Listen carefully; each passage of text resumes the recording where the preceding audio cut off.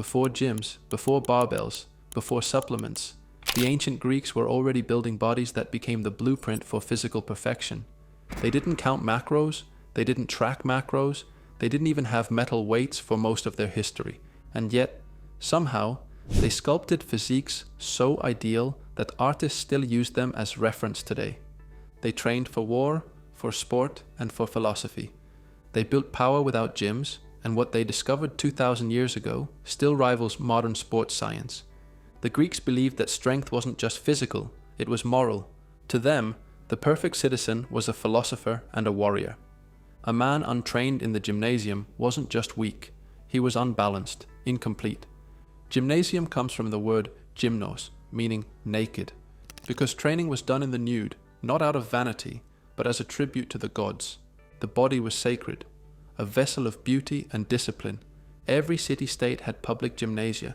They weren't gyms in the modern sense. They were temples, part training ground, part school, part social hub. Men wrestled, boxed, sprinted, and lifted.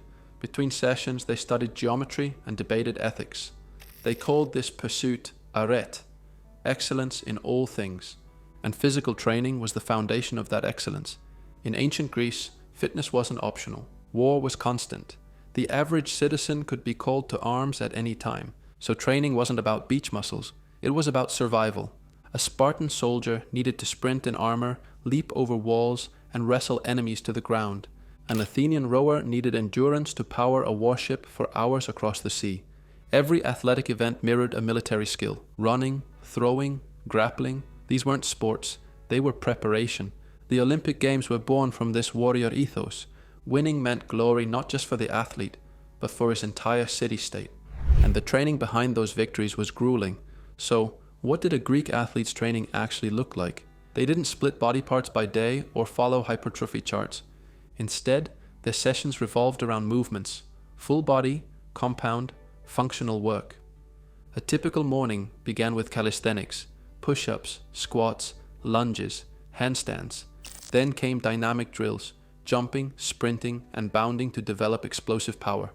Next, they practiced wrestling or pancration, a brutal mix of boxing and grappling that was so violent it was often fought to the point of unconsciousness.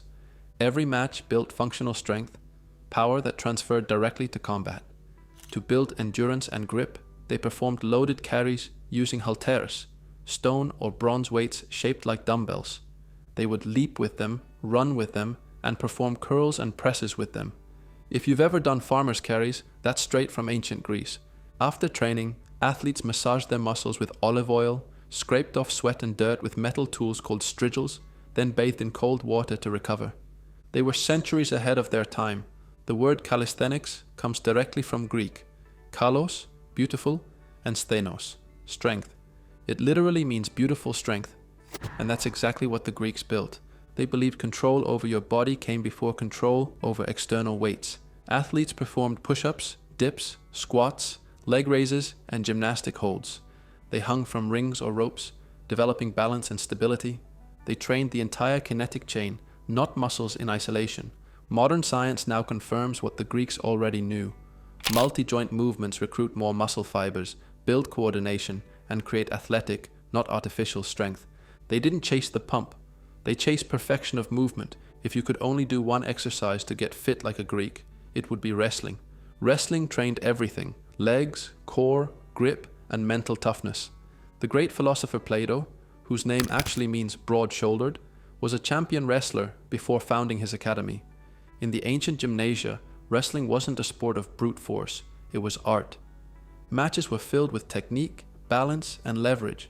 And here's the secret: this constant grappling created dense muscle, the kind built from resisting a living, unpredictable opponent. It's the same reason wrestlers and judokas today develop such thick, powerful physiques even without heavy lifting. To the Greeks, strength wasn't measured in numbers, it was measured in mastery. Before barbells, the Greeks lifted stones. They would hoist massive boulders from the ground, carry them on their shoulders, and throw them for distance. In the city of Olympia, archaeologists discovered carved stones, some weighing over 300 pounds, with inscriptions like, "Bybon lifted me above his head with one hand." These stones were both challenge and legacy, a record of strength carved in stone, literally. The principle behind this training still holds up today. Lifting odd, unbalanced objects builds stabilizer muscles and real-world power that gym machines can't replicate. Farmers' carries, sandbag lifts, atlas stones, all of it has roots in ancient Greece. The Greeks didn't train just to look strong, they trained to be strong, inside and out. Philosophers like Socrates and Aristotle saw the body as the servant of the mind. Socrates famously said, "It is a disgrace for a man to grow old without seeing the beauty and strength of which his body is capable." Training wasn't separate from thought, it was part of education. The same men who lifted stones by morning debated ethics by night. That's what set the Greeks apart. They saw fitness as self-mastery, physical excellence feeding into intellectual excellence. Today, we split the two. We lift for looks, not wisdom. We train the body, but not the spirit. The Greeks never made that mistake. Even their recovery habits were ahead of their time. After training, athletes went through massage, hot-cold bathing, stretching, and rhythmic breathing. They used herbal tonics and aromatic oils for muscle relaxation. Their diet was simple but powerful. Whole grains, olives, cheese, figs, fish, and wine in moderation. Protein came from meat and legumes, carbohydrates from barley and fruit. They didn't count calories, they trusted balance and intuition. Modern nutrition science would later rediscover the same principle: consistency beats obsession. Greek training followed the golden mean, meden agan, nothing in excess. You trained hard, but never to ruin your form or health. You rested enough, but never out of laziness. Everything was about balance, the harmony between strength and grace, effort and recovery. They valued form over fatigue, mastery over muscle. An athlete who moved with control was admired more than one who merely looked strong. Even in their art, the statues of athletes captured that balance. Calm faces over tense muscles, serenity in effort. That's what Greek strength really was, composed power. So what can we learn from the Greeks today? 1. You don't need machines to build real strength. Your body is the machine. Calisthenics, carries, wrestling, and sprints remain timeless tools. 2. Train movement, not muscles. The Greeks built athletic, coordinated physiques because they trained holistically, not in isolation. 3. Recovery is part of training. Massage, stretching, and rest were baked into their routines. They trained hard and recovered harder. 4. Discipline beats complexity. They didn't change programs every week. They mastered a few fundamentals over a lifetime. 5. The mind and body are one. A strong body without discipline or focus isn't strength. It's just motion. The Greeks built strength that lasted millennia, not just in muscle, but in philosophy. Their methods remind us that training isn't about chasing numbers or aesthetics. It's about cultivating power, precision, and purpose. They didn't have gyms, supplements, or fancy shoes, but they had what modern lifters often lack: balance, patience, and intent. When you do push-ups, you're echoing their movements.